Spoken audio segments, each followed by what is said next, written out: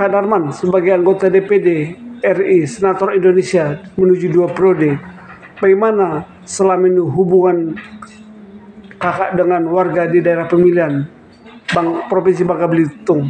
Oh, hubungan ya harus tetap kita jaga baik-baik dong. Kan mereka konstituen kita yang menitipkan amanat kepada kita, ya kan? Ya, otomatis jangan kita tinggal dong, ya kan?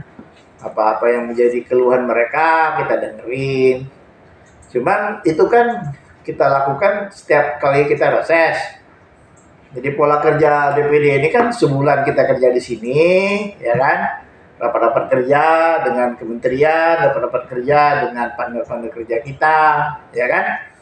Nah, menyampaikan apa-apa yang kita tampung pada waktu kita reses.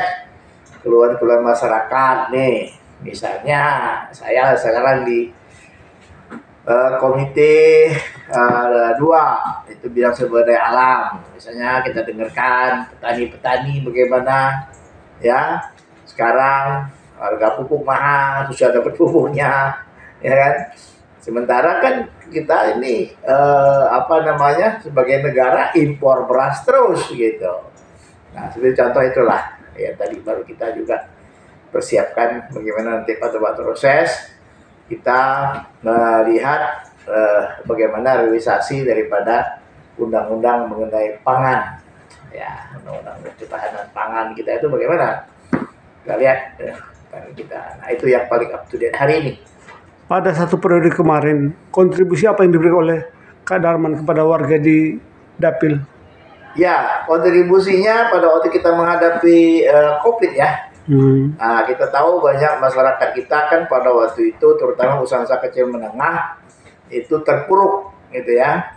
Nah, waktu itu saya di Komite 4, itu bidang keuangan, ya, bidang usaha kecil menengah. Nah, saya mengusahakan yang pertama tentu saja program pemulihan ekonomi nasional dari pemerintah pusat itu sampai ke daerah.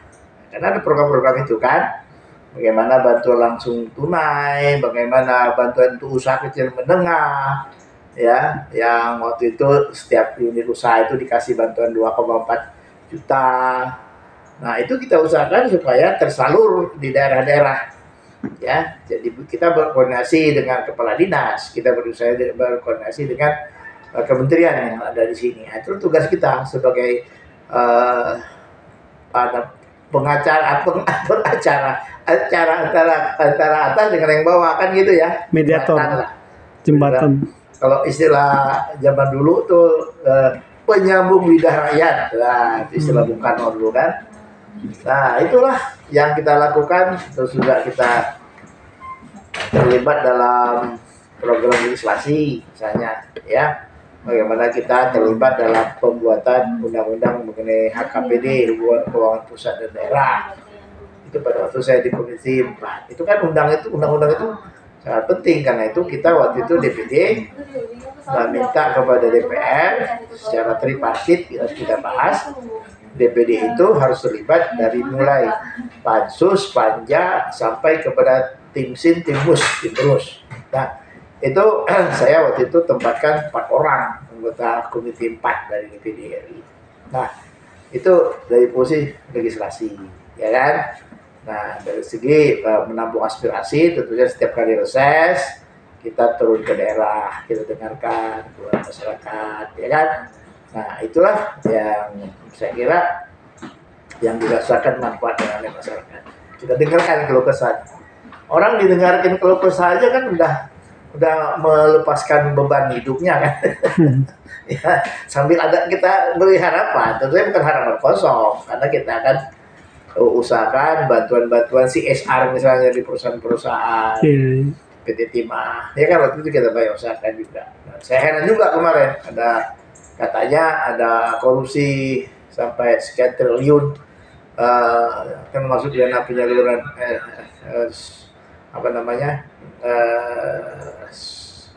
CSR-nya PT Timah. Tapi menurut saya itu sangat keterlaluan. Tapi kalau saya seberapa besar pun itu saya salurkan langsung, tidak ada yang lewat tangan saya, semuanya tersalur langsung kepada usaha kecil menengah dan masyarakat di daerah.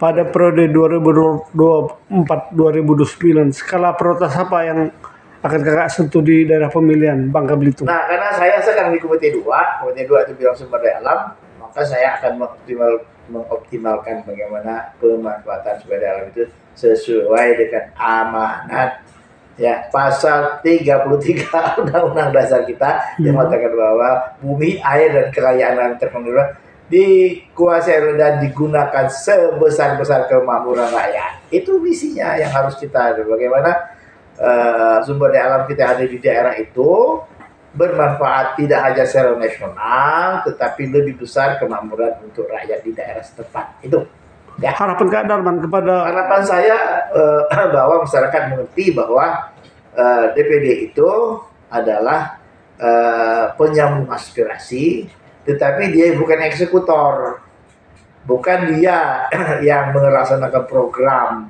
Dia membawa program, tapi yang melaksanakan programnya adalah dinas-dinas di daerah. Yang melaksanakan program itu adalah badan-badan ataupun barangkali perusahaan-perusahaan BUMN yang ada di daerah. Jadi kita itu hanya membawa aspirasi, kemudian memastikan bahwa program pemerintah pusat itu sampai ke daerah dengan benar, tepat sasaran, dan tidak bocor. Itu aja. Ya, oke? ya. Cukup.